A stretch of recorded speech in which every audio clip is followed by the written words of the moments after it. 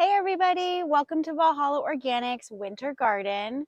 You'll notice that today I'm actually wearing a t-shirt. That is because it's 70 degrees here in the middle of February. So I'm pretty excited to show you around our winter garden and give you a little preview of some of our projects coming up for spring. Just to catch you up, we bought our new farm last year, broke ground for a huge garden, and transformed our lawn into a massive food plot. In late fall, we harvested the last of our garden greens and our radishes and daikon. And as soon as that was done, we blew all of the leaves that we could into the garden to use as compost.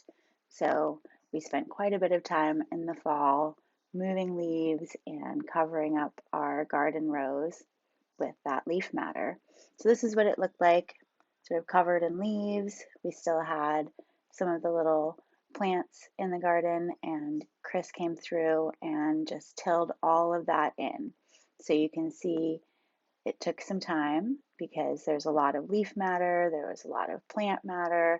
You could even see some of the cardboard pieces that we used for weed control, and those all just got tilled right into the soil.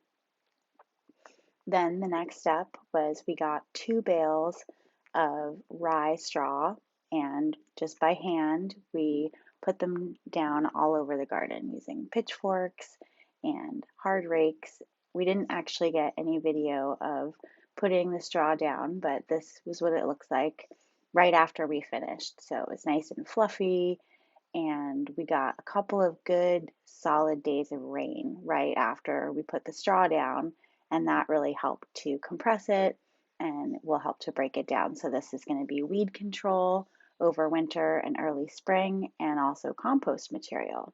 We have one other secret weapon in our overwintering garden, which is that we've been heating our home using our wood stove, and we collect those wood ashes in a metal bucket. It's really important to collect them in metal, and you have to let those ashes cool and sit. We usually let them sit about a week, and then we just sprinkle them all over the garden, and that helps with pH as well as micronutrients. Now here you can see our compost pile.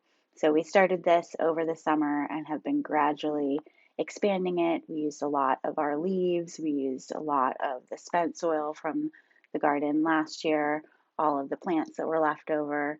And the way that I do it is sort of a trench system. So that first mound is all filled up with compost. And here you can see the trench that I've prepared for the next loads of compost that are going to be going in here. We also put our kitchen scraps and scraps from production into the compost. This is field 2 where we have our compost, and we've got some onions overwintering, and over here we have our asparagus. So we're looking forward to a small asparagus harvest this year. Probably in about 6 weeks we'll have little asparagus coming up. So let's take a quick walk. We'll check on our garlic and shallots beds. That's just a quick little walk, but I wanted to show you one other thing while we're doing this. And it's a preview of a project that's coming up this spring. We have some excellent grant partners helping us with this project. So right behind me here, you can see it's a pretty big hill. And our plan is to populate that whole hill with blueberries. So we'll not only be able to provide lovely organic berries for our community, but also blueberry nectar is the perfect food for bumblebees. And we have a ton of native bumblebees. So we're excited to do this project and grow those berries and those flowers and have it be a natural part of the ecosystem built right into our farm. Right over here is our garlic and shallots bed.